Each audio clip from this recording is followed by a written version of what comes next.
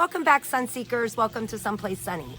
Today is our 5th and final video in the health anxiety series that we've been doing, and today is a critical topic. It is about navigating the health system. If you've watched me before, you can see a couple of our videos here in the series, and I talked a lot about how long it took me to actually get a diagnosis. So we are going to talk about how to approach doctors, how to communicate your health concerns effectively, prepare for your medical appointments, understand the difference between necessary and excessive testing, and just learn a little bit about how to be an advocate for yourself. So if this is something that you or someone that you know struggles with, please like and subscribe so that we can all travel this journey of healing together. In the sun, it's already begun. You are my one. With a simple mind, we should find some more time. We don't need to worry at all. So first, we're going to talk about how to approach doctors and communicate your health concerns effectively. When you have health anxiety, it's very difficult sometimes to visit the doctor. It can actually bring on more anxiety and make it, kind of stressful.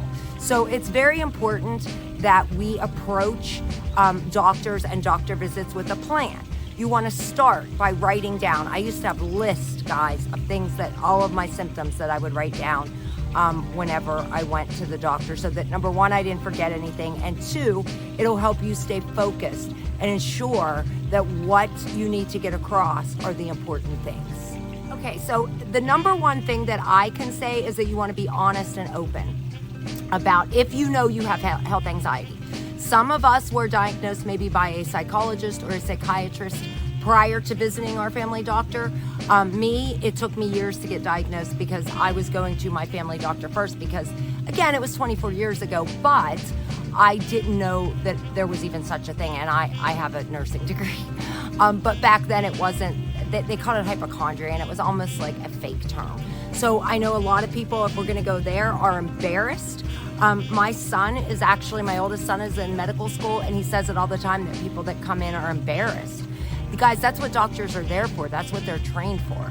So there's no reason to ever be embarrassed in front of a health professional. Don't leave anything out. It is so important. If you know that you have it, you want to let them know that you were diagnosed with it. There's a really cool, some tools online. If you Google health anxiety quiz, you can take like a little short quiz, and I did that at one point and printed it out and actually took it to the doctor. So it really is important because it'll help your healthcare professional understand your perspective and provide the support that you need. You want to use clear and concise language. Describe your symptoms accurately. I remember going whenever my journey started with I thought I had heart issues, and I would say, but it's not pain, it's just like this feeling. And guys, that's all I knew to describe it as. I can laugh about it now, but that's not what you want to do. So you want to talk about when your symptoms started, how severe they are, and how often they occur.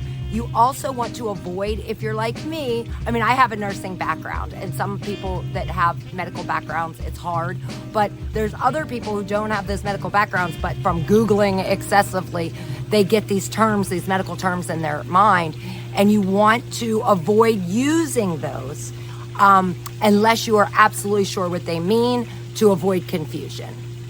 Okay, this one's important, guys. We're going to talk about the difference in necessary and excessive medical treatments and testing. This one hits home to me. When I was going to the ER all of those nights, and mind you guys, this was 24 years ago, and they weren't really, health anxiety wasn't, I guess, as big of a thing as it is now. They didn't know as much about it. So I was going in with heart symptoms. Of course, they were going to test my heart, correct? And every single night I would go and I would fight with all these doctors and tell them they were all wrong. And they were, to an extent. I was being told I had pleurisy. And I have a medical background. I knew this wasn't true. But at one point, they had ran every heart test. My symptoms were strictly chest related at that point. They had ran every heart test going. and everyone came back okay. Me, I wanted a stress test, and I wanted to see a cardiologist. And at the time, insurance was different than it is now, and you needed a referral. They would not give me a referral. So I paid thousands of dollars to go see a cardiologist and have a stress test done, which of course came back, negative anyway. So it's very important to trust your doctor. It can be tempting to want every medical test under the sun. Again, if you're dealing with this, that's not always a good thing, because then you're worrying about the results of that test. You want to talk to your doctor, guys. Ask him to explain the reason that he wants the testing.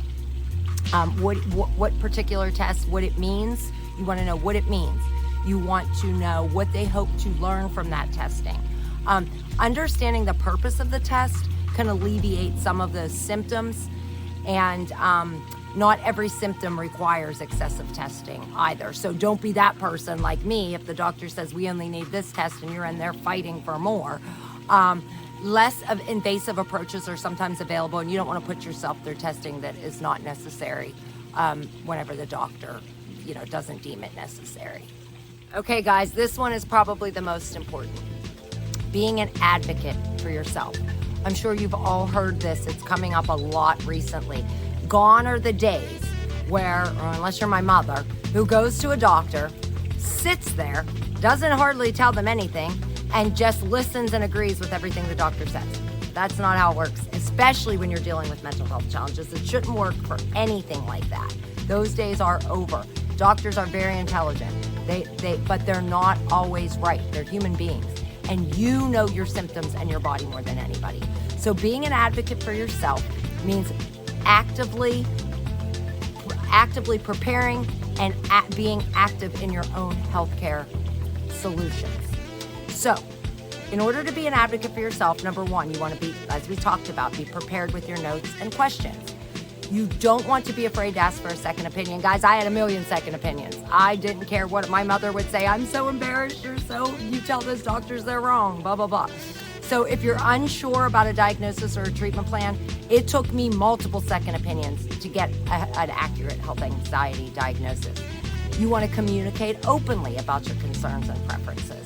You want to keep track of your medical history. I have a folder and everything is in there. I bring all relevant documents. Again, as I talked about in the last segment, if you take that health anxiety test and print it out, that's great to take to a doctor, because they can see, those are standardized and they can see the symptoms that you have. Bringing a friend or a support to your medical appointments, like I would bring my mom. Being honest about your anxiety. I was able to finally get the care that I needed. It wasn't easy. It took me 4 years to get a diagnosis. I literally suffered for 4 years. So very, very important to be an advocate for yourself, no matter what medical journey you're on, but so important with health-related challenges. So again, I love to share stories. We love to share stories at Someplace Sunny, and I've been sharing my stories throughout this video.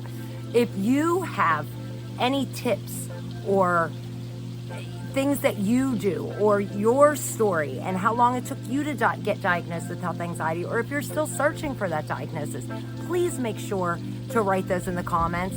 You have no idea how important it is, and the emails and messages that we get at Someplace Sunny, where they are thanking us for having those stories.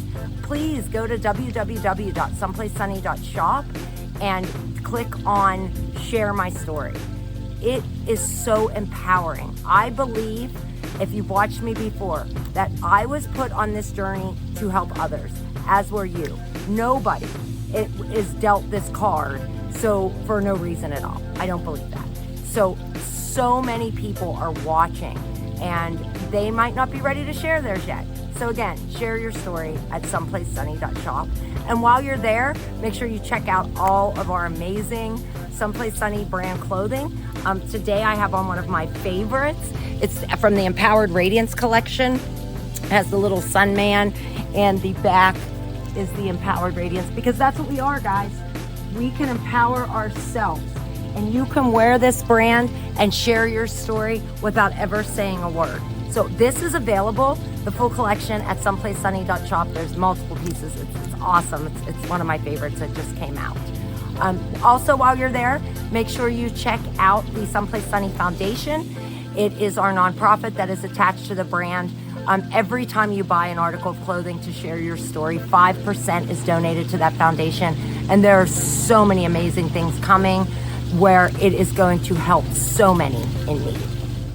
And while we're at it, I am going to share a couple stories that I've heard from our Sunseekers.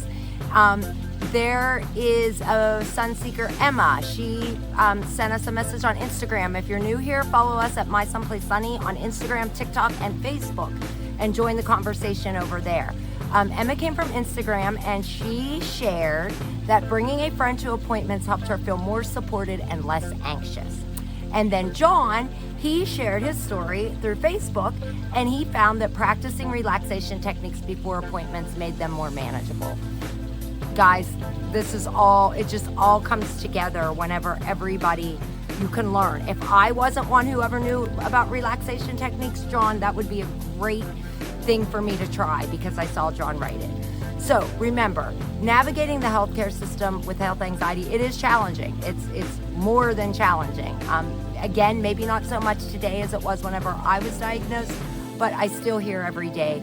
And it's just because the symptoms do correlate a lot of the times with anxiety and health problems. So it's like a double whammy on your brain, because even if you don't have anxiety, people worry whenever they have to get testing, right? So whenever you have it, it's like triple worry. It's challenging, and with preparation and again self-advocacy, you can make it a more positive experience. You need to be patient with yourself. I know that it's hard whenever you're getting mixed diagnoses or no answers at all. It's very hard, but just keep focused and follow that path. And if you follow all of these suggestions, you are at a step towards better mental health. So that's all for today's video on navigating the healthcare system whenever you're dealing with health anxiety. And it also brings to an end our 5-part series on health anxiety. If you haven't watched those videos, please make sure you do. They all go together. And if you follow the practical steps in each one of them, you are well on your way to keeping this disgusting mental health condition under control.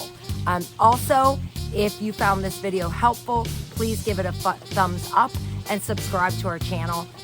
Also, make sure that you put in the comments below how you navigate the healthcare system whenever you're dealing with health anxiety. Thanks for watching.